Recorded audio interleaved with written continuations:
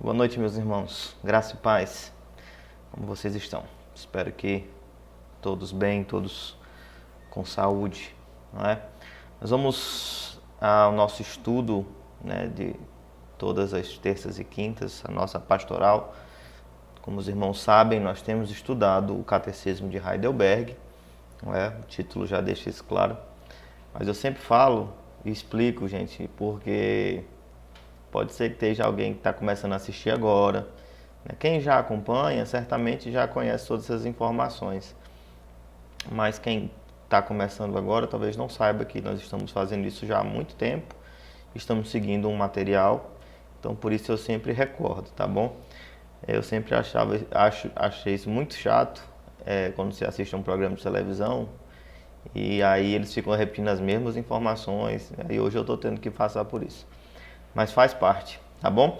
Então nós estamos na pergunta de número 44 do Catecismo de Heidelberg. Desde que se iniciou a pandemia, nós temos estudado e temos seguido a estrutura do Catecismo de Heidelberg, né, para fazer os nossos estudos semanais e de alguma forma poder instruir os irmãos pela palavra de Deus sobre pontos doutrinários, algo que é extremamente fundamental, né, para as nossas vidas, conhecimento, crescimento a respeito do conhecimento da verdade, da palavra de Deus, do que ela ensina, dos benefícios que nós temos, né, do que está à nossa disposição por meio do novo nascimento, tantas e tantas coisas que são conhecidas à medida que nós estudamos a palavra de Deus e conhecemos a palavra de Deus. Logicamente, longe de mim, né, da nossa intenção, substituir a leitura diária, o estudo diário, a meditação diária, a oração, longe de mim. A ideia é apenas poder ministrar aos irmãos alguns estudos e tratar algumas questões doutrinárias. Isso não substitui a leitura, a meditação, isso que deve fazer parte da nossa rotina, como nós tomamos café da manhã, almoçamos e jantamos, nós devemos alimentar o nosso espírito, adentrar os nossos quartos e na nossa intimidade clamarmos a Deus, orarmos, falarmos com Ele. Isso deve fazer parte da nossa rotina, tá bom? Mas vamos lá. Pergunta de número 44 hoje. Ainda a nível de recapitulação, os irmãos estão cientes de que a estrutura do Catecismo de Heidelberg, já algumas perguntas, ela se propôs a fazer uma exposição do que nós chamamos de credo apostólico, tá? E nós estamos seguindo a estrutura do credo apostólico dentro do Catecismo de Heidelberg. Há uma exposição do credo apostólico e das suas afirmações dentro do Catecismo de Heidelberg, tá? E o credo apostólico, deixa eu abrir aqui, ele tem algumas versões e algumas traduções, tá? Especialmente sobre o que nós vamos ver hoje, eu quero chamar a atenção de vocês para essa questão das traduções e do que faz parte do credo ou não, tá? Por quê? Porque a pergunta de número 44, ela diz o seguinte: por que razão se acrescenta desceu ao inferno? Tá? Por que se acrescenta esta expressão no credo apostólico? Veja, meus irmãos, a resposta do Catecismo de Heidelberg, ela já vai estar envolvida da interpretação reformada sobre o significado desta expressão ou do uso desta expressão. Mas esta expressão por si só, ela causa certa confusão ao longo da história da igreja, tá? Porque eu vou fazer um pouco aqui do retrospecto histórico. Nas cópias mais antigas do credo apostólico, não vai se encontrar essa expressão como se encontra em algumas outras cópias, tá? Um documento de fé que as igrejas possuíam, tinham, né, e distribuíam, faziam cópias. Mas a expressão no início, lá no segundo, terceiro século, era que Jesus Cristo foi crucificado, morto e sepultado. Em determinado momento, houve uma substituição de toda esta expressão, crucificado, morto, sepultado, pela expressão que é mais conhecida como desceu ao Hades, ou desceu ali ao reino dos mortos, ao Sheol, né? A expressão que está relacionada à morte, né? Seria uma expressão que adequaria bem a ideia de foi crucificado, morto, sepultado, porque resumiria a ideia de que Jesus Cristo ele morreu. Teve o sacrifício, foi morto de fato, esteve sepultado. Né? Então, houve essa substituição, né, dentro do credo. Tá? O que acontece é que, com o passar do tempo, o uso desta expressão ele começou a fundamentar alguns equívocos doutrinários, né? E certamente tendo aí algumas passagens como passagens que geram esse tipo de conflito. Mas é importante que nós saibamos, desde já, vou deixar isso muito claro, essa expressão desceu ao Hades, ela não vai ser encontrada na Escritura como uma menção de que Jesus Cristo ele foi ao inferno, uma descida ao Hades no sentido geográfico, Cristo ter ido até ao inferno. Nós não vamos encontrar bases sólidas para afirmar isso, né? Que Jesus Cristo esteve no inferno após a sua morte. Mas nós vamos ver algumas passagens que falam sobre isso. Nós vamos encontrar, por exemplo, no credo, a versão católica romana, no que diz respeito a essa expressão, ela é utilizada a seguinte: desceu ao reino dos mortos, né? E a versão luterana ela vai trazer o seguinte, né? Que foi crucificado, morto e sepultado e desceu ao mundo dos mortos também. Há uma outra versão luterana que traz o seguinte: foi crucificado, morto e sepultado e desceu ao inferno. Então vai ter essas diferentes traduções do credo, né? Perceba que com o tempo, ao invés de ser uma substituição a parte do crucificado, morto e sepultado por desceu ao Hades, ela tornou-se um acréscimo.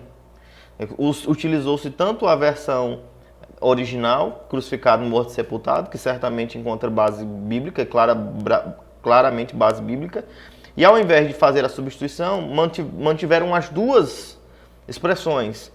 E aí o que acontece? Quando diz que foi crucificado, morto, sepultado e desceu ao Hades, abre margem para a doutrina, uma doutrina que encontra aí também sua extensão na Igreja Católica Romana, de que Jesus Cristo tenha ido ao inferno.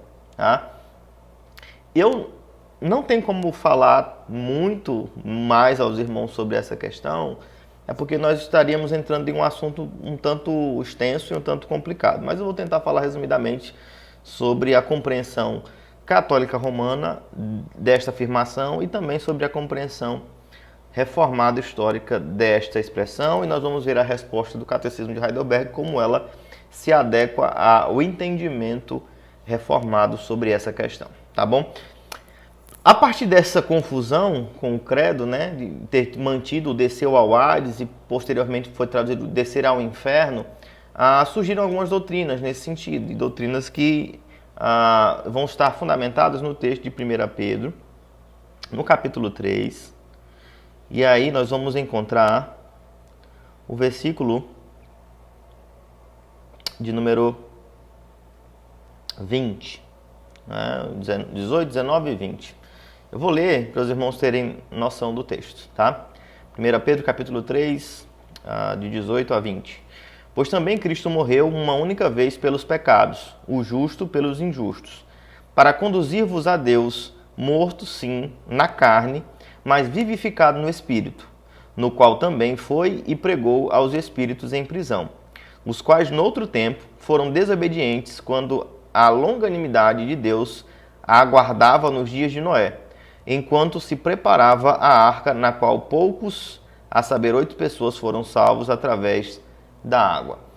A ideia, então, que foi tornada doutrina a partir desse texto é que, no momento em que Jesus Cristo morre, ele vai ao inferno e lá ele prega para os espíritos em prisão, não é? O texto ele não deixa isso claro, tá? Está falando sobre não está falando sobre a morte e crucificação, ele está falando o contexto geral é um contexto de a prática do bem, obediência. E sim, vai ter a menção de que Jesus Cristo morreu na carne, não é? Ele morreu na carne, o justo pelos injustos, e foi vivificado no espírito. Isso dentro de um contexto de obediência. Mas a questão é que quando fala que ele foi vivificado em espírito, vai dizer a expressão seguinte, ainda no versículo 19, é que ele foi e pregou aos espíritos em prisão. Ele está falando não de uma forma temporal, ele está falando de que no espírito ele prega aos espíritos em prisão. Tá? E é curioso porque a ideia doutrinária romanista é de que Jesus Cristo ele morreu e como ele não havia concretizado o seu sacrifício na antiga aliança, existe um lugar e é uma miscigenação com um pouco do paganismo. O paganismo ele entende que no mundo dos mortos, né, no Hades, existe uma dupla divisão, que é o Tártaro, onde vão os malfeitores, e o Elysium, onde vão os que fizeram bem. Tá? Mas tudo isso dentro do Hades, que é totalmente distinto do que nós cremos. Né? Nós cremos que há os céus e o inferno. Não há dois lugares no inferno, um lugar onde ficam uns e outros. Né? Então essa confusão por causa do paganismo.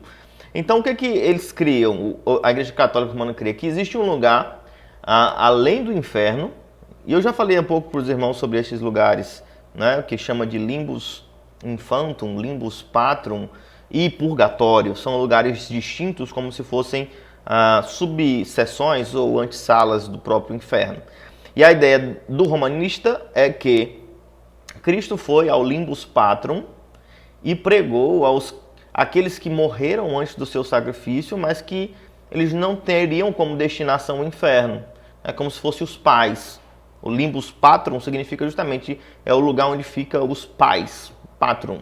Não é? O limbus infantum não entra nessa doutrina, mas o limbus infantum é onde ficam as crianças que morrem na sua infância. E para o católico romano, eles não vão para o inferno também. Tá? Então, o que acontece? A ideia de que Cristo foi até o inferno, até esse lugar, e pregou aos espíritos em prisão. Não vai encontrar coerência com o texto que é utilizado. Porque, veja, o que está afirmando é uma situação pontual.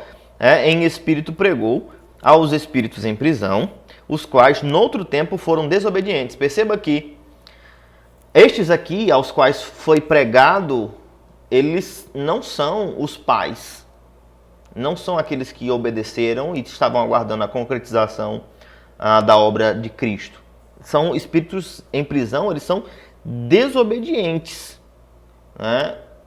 É aqueles que... E perceba que o versículo ainda fica mais claro.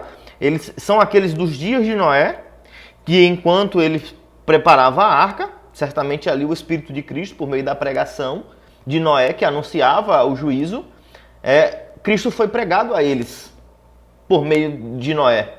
Mas perceba que a conclusão é que naqueles dias só 8 pessoas foram salvas. Não é? Então, não harmoniza o texto de 1 Pedro capítulo 3 com a ideia de que Cristo foi pregar àqueles que são os pais, né? Os patriarcas que não foram ao inferno, mas não haviam ainda sido redimidos por Cristo, porque Cristo não havia concluído o seu sacrifício. Não faz sentido algum, nós sabemos por muitos motivos. Tá? Então, nós rejeitamos a ideia de que Cristo tenha ido ao inferno após a sua morte. O único texto que é utilizado como base é esse. Tá? Então, é pouco uma só passagem para fundamentar uma doutrina como esta de que Cristo tenha ido ao inferno. Fora que há outras passagens que elas vão trazer um questionamento e passagens mais claras. Veja, por exemplo, quando o Senhor Jesus Cristo morre, o que ele vai dizer? Pai, em tuas mãos eu entrego o meu espírito. Ele está indo para onde? Para o Pai. E mais, ele vai dizer àquele homem que creu, que estava crucificado ao lado dele: ainda hoje estarei contigo. Aonde? No paraíso. Então, é difícil de absorver essa ideia de que o Senhor Jesus Cristo tenha ido ao inferno. E há muitas nuances desta afirmação. Há quem afirme que ele foi pregar a estes pais, há quem afirme que ele foi tomar da mão de Satanás a chave da morte, né? E há quem afirme que ele foi no inferno para festejar a sua vitória, né? De alguma forma, mas são todas derivações de um erro de tradução que acrescentou, um erro de organização de conteúdo que acrescentou no credo essa expressão, né? Que foi ao inferno, né? Quando nós sabemos que o Senhor Jesus Cristo não foi, tá? E qual é então o entendimento reformado? É que, e com base em alguns textos bíblicos, eu vou mencioná-los, a ideia é de que o sofrimento do Senhor Jesus Cristo, ele é um sofrimento de natureza infernal, né? Angústias da morte e do inferno sobrevieram sobre o nosso Senhor. Então essa ideia nós vamos encontrar base para ela nas Escrituras Sagradas. Veja, no Salmo de número 18, nós vamos encontrar o versículo 5 e 6 dizendo: cadeias infernais me cingiram e tramas de morte me surpreenderam. Na minha angústia invoquei o Senhor, gritei por socorro ao meu Deus. Ele do seu templo ouviu a minha voz e o meu clamor lhe penetrou os ouvidos. A ideia de um sofrimento tal que há a menção de um sofrimento ser infernal. Há outra passagem no Salmo de número 116, também no versículo 3 especificamente, a mesma menção. Laços de morte me cercaram, angústias do inferno se apoderaram de mim, caí em tribulação e tristeza.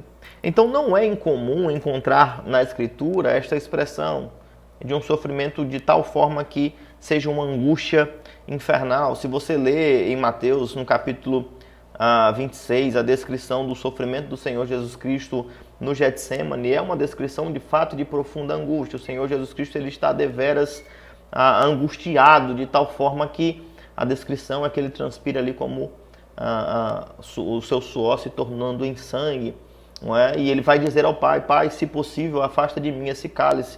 Mas a questão, então, que a fé reformada vai professar a respeito dessa expressão no credo, de que o Senhor desceu ao Hades, é a interpretação reformada desta afirmação do credo, a informação credal e não escriturística. Ela é justificada por conta do sofrimento e não de uma ida geográfica do Filho até as regiões infernais, tá? Então, o que a resposta da pergunta 44 vai nos afirmar? Vai afirmar o seguinte: a angústia, a dor, o terror e a agonia indizíveis que Cristo suportou em todos os seus sofrimentos. Perceba que ele vai associar a afirmação de descer ao inferno à angústia, à dor, o terror e a agonia indizíveis que Cristo suportou em todos os seus sofrimentos, especialmente na cruz. Dão-me a certeza e a consolação de que, por maiores que sejam as minhas tristezas e tentações, Ele me livrou da angústia e do tormento do inferno. Há duas coisas aqui na afirmação do Catecismo de Heidelberg que elas chamam a atenção para nós. Não é? A questão do sofrimento que o Senhor Jesus Cristo passou.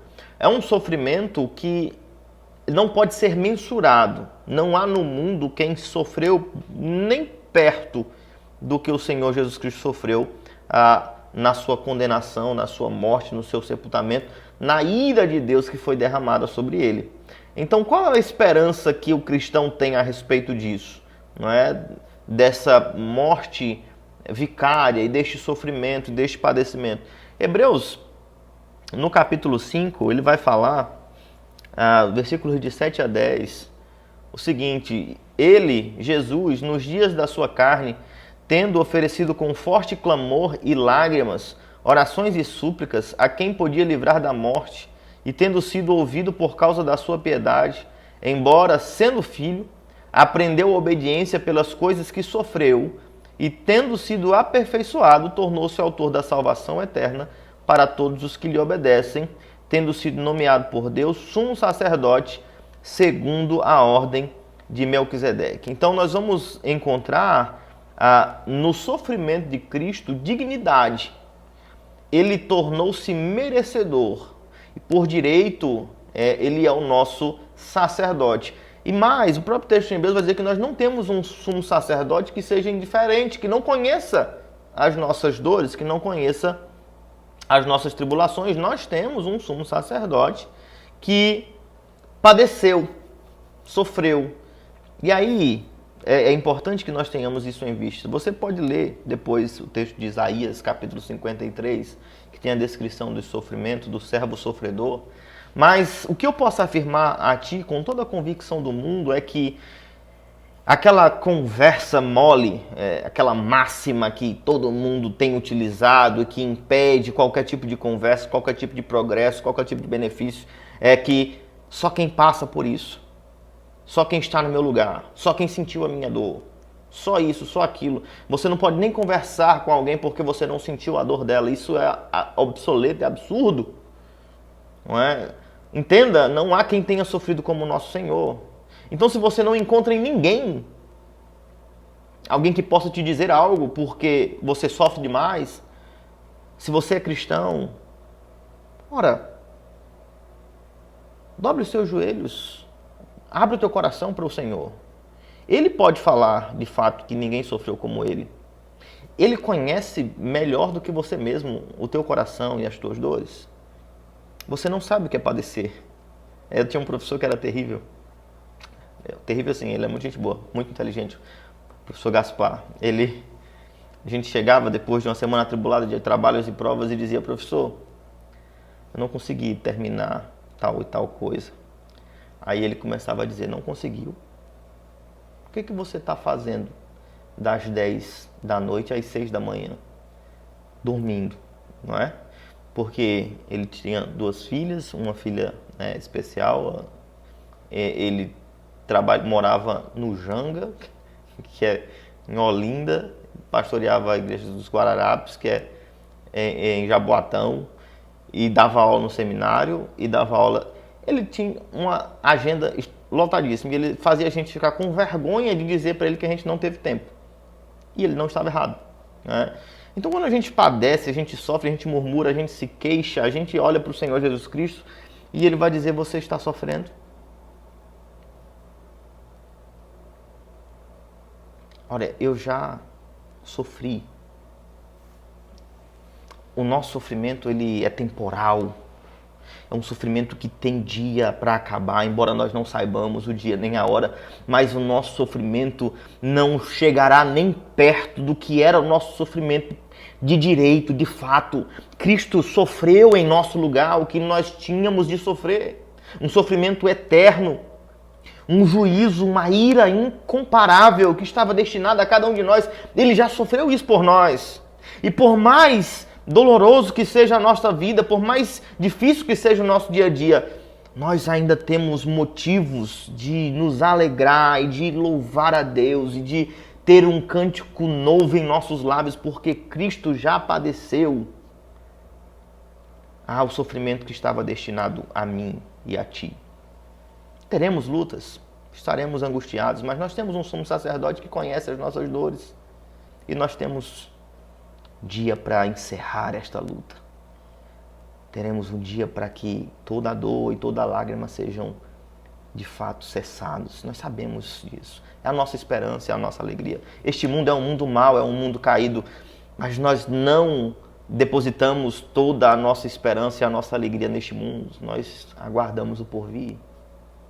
Então sim, a morte de Cristo e o seu sofrimento são incomparáveis, mas transmitem uma graça que, como diz as Escrituras, pelas pisaduras dele nós fomos sarados. Pelas suas feridas nós fomos curados. Pelo seu sofrimento nós encontramos gozo, alegria e paz. Pode ser que você esteja passando um momento difícil e você diz: o pastor não sabe o que eu estou passando, ninguém me entende, ninguém sabe. Dobra os teus joelhos, Cristo sabe. Ele sabe o que é sofrer. Sabe o que é sofrer na carne. Nós não sabemos. Então Ele pode trazer conforto, Ele pode trazer segurança, Ele pode trazer esperança. Confie nele, ouça, não ouça o teu coração, não ouça os teus pensamentos, eles não são bons conselheiros. Ouça Cristo. Ele certamente te conduzirá à paz. está deitado no barco no meio da tempestade. Você está desesperado, o mundo vai se acabar. Se Cristo está no barco, nós temos paz. O Senhor de toda a terra está conosco. Então não desanime, não fique desmotivado. É possível que nós soframos, é possível, somos fracos, somos carnais, mas Cristo está conosco. Tenha isso como motivo de esperança e como motivo de alegria. Meus irmãos, com alegria também, nós estamos já com um pouco do nosso tempo avançado, nós vamos ter culto domingo. Nós vamos ter culto, ainda apenas um culto, pela manhã, mas já é algo que enche os nossos corações de alegria. Então, se esforce para estarmos juntos neste dia e cultuarmos a Deus. Um abraço a todos, que o Senhor nos abençoe.